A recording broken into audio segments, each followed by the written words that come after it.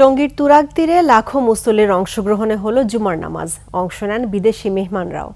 নামাজ শেষে মুসলিম উম্মাহ সহ বিশ্ববাসীর শান্তি কামনা করেন মুসল্লিরা। ৫৮তম বিশ্ব ইজতেমার প্রথম পর্বে অংশ নিয়েছেন মাওলানা জুবায়ের পন্থীরা। গাজীপুর থেকে অপূর্ব রায়ের তথ্য ছবিতে ডেস্ক রিপোর্ট। ভোর থেকেই ইজতেমার মাঠে আসতে থাকেন মুসল্লিরা। বেলা বাড়ার সাথে সাথে তুরাগ পারে বাড়ে মুসল্লিদের জনস্রোত।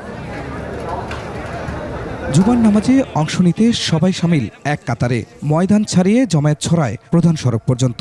ইমামতি করেন মাওলানা জুবায়ের। অধিক সওয়াব ও বিশ্বের শান্তি কামনায় বড় জমায়েতে অংশ নেন মুসল্লিরা। জুমার নামাজে অংশগ্রহণ করতে পেরে আমি খুশি। আল্লাহর প্রতি কৃতজ্ঞতা স্বীকার করছি এই জন্য যে এখানে এত বড় জামাত আমি কোনোদিন অংশগ্রহণ করি নাই।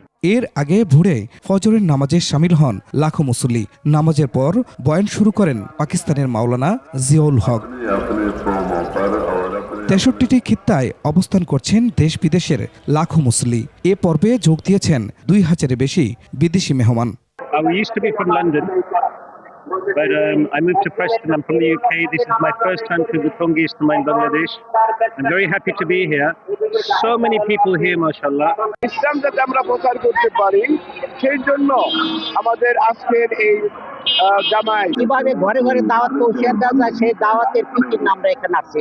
এদিকে মুসল্লিদের নিরাপত্তায় নিয়োজিত পর্যাপ্ত পুলিশ ও র্যাব সদস্য।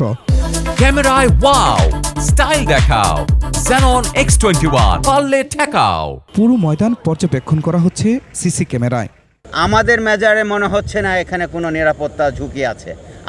আমরা এখনো শান্তিপূর্ণ আছি। আপনারা নিশ্চয়ই এটি আমার সাথে একমত হবেন। রোববার জোহরের নামাজের আগে আখিরি মোনাজাতে শেষ হবে বিশ্ব ইজতেমার প্রথম পর্ব। Khurshid Alam, desk report, ২১ television.